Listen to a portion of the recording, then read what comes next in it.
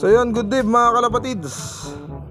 Bali hawak natin yung old Taiwan natin dito sa Kalipatids TV. Galing Ito nga pala si Rocky. So yun nga pala, sa mga nagtatanong kung paano tumingin nung Taiwan na old mga kalapatids. So hindi tayo babase sa singsing lamang So babase rin tayo sa itsura ng ibon. So kung ganito yung itsura ng ibon, sigurado is talagang matanda na mga kalapatids. Dahil kulubot-kulubot na yung ilong. Lalong-lalo na yung yung talukap, So meron akong nakitang ganito na si TRPA na mas malala pa yung kulubot, pero napakabata. Bali 2020 yon. So nasa video ko yon, nasa reels ko, So si TRPA din yon. Hindi ko lang alam kung 2020 or 2021 yung ibon na yon. So ganito yon mga kalapatids, si TRPA siya, pero magkaiba. Mas matured yung isa kaysa dito, Ito is malit yung talukap, pero kulubot-kulubot na, Ayan. Tsaka yung patunay na matanda na talaga siya, dito rin sa singsing. Ayan.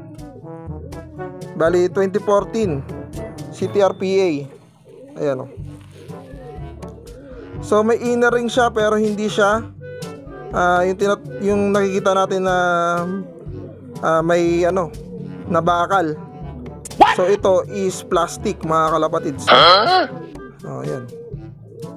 Si TRPA 2014. So ito is nag-produce na ng tag team winner, tsaka third overall of color category, Bali yung dalawang anak niya sa magkahiwalay na nanay. Bali yung nanay, yung unang asawa nito is of color, tapos yung asawa niya is blue bar mga kalapatids, yung pangalawang asawa niya, So ayan yung niya, ito yung niya, yung itsura niya, So napakatanda na mga kalapatids. Ayan. So diyan tayo bumabase, Ito rin, meron din siyang sensor mga kalapatids. So yung sensor niya.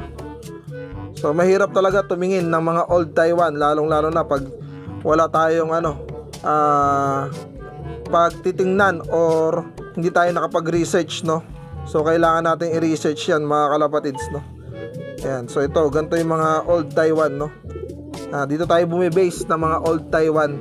Lalong-lalo na nagtatanong rin tayo sa mga sa mga legit na bebenta ng Taiwan, or dapat meron din tayong mga tropa na mahilig sa mga Taiwan, dahil sila lang nakakaalam kung legit ba or hindi yung Taiwan na nabili natin, Ayan.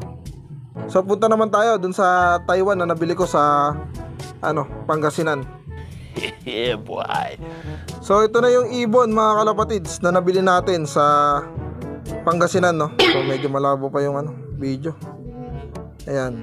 So gaano katanda na to? Matanda na to mga kalapatids. Kita nyo yung talukap ng mata, talagang mas kulubot pa kaysa dun sa sa CTRPA ko. Ayan, halos nga magpantay na yung yung parang kuntil na yan dito sa may bunganga niya. Ayan, So ilawan natin.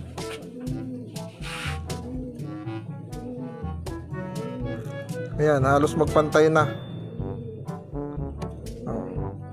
Ayan, sobrang tanda na to dahil nga sa sa talukap pa lang ng mata. Ayan, talagang angat na mga kalapatids. Tsaka kulubot-kulubot na rin. So may bingas din nga to yung ilong niya mga kalapatids, Ayan. So wala pa sa kondisyon mga kalapatids, kaya ganyan. Ayan, kita nyo rin yung ng bunganga niya. Talagang naburo talaga sa pagbibreed, Oh no! So kinagustuhan ko lang dito is yung body size niya. So medium size mga kalapatids. Hindi pa natin to na napupurga, kaya ganito yung niya, yung itsura niya. Ayan. So napaliguan na natin to. pero yung katawan niya hindi pa natin napupurga, no? Ayan. So, ang ring nito is KLPR mga kalapatids, 2014. So, sa pagkakaalam ko, yung KLPR is pag mga gantong katanda is wala talagang inner ring mga kalapatids. Ayan, ito rin yung sensor niya. So, ganun tayo bumase, no? So, nagtanong din tayo mga kalapatids, no, sa mga kakilala natin sa Zambales, dahil sa Zambales doon talaga minsan ang ang daungan or dapuan ng mga Taiwan, no. Nice! Ayan. So kaya meron na rin tayong konting kaalaman sa pagtitingin ng Taiwan mga kalapatids. Ayan. So ang mahirap lang tingnan yung Taiwan na medyo mas bata dito, lalong-lalo na yung mga 2020 hanggang 2024 ngayong taon, no. So mabilis nang madaya, no mga kalapatids. Ayan. So ganun lang tayo kumilatis ng Taiwan mga kalapatids, no. So kung nagbubuga pa to o magbibigay pa ng similya, hindi pa natin alam, no. So kukondisyon natin hanggang makondisyon, tapos doon natin paparisan ng magandang hen na medyo mas bata pa sa kanya ng mga ilang taon, siguro mga 1 year yung taon nung hen or 2 years mga kalapatids, para maganda pang i-breed, para makita natin kung magkakaroon talaga ng similya yung mga itlog nito o yung magiging anak nito. So magkakaroon ba siya ng anak, no?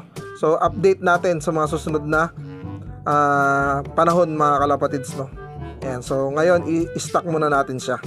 So yun lang muna mga kalapatids, maraming salamat, no.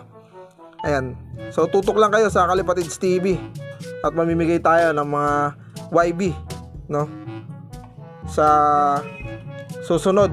Bago pala yung birthday ko, magbibigay tayo ng YB mga kalapatids, no.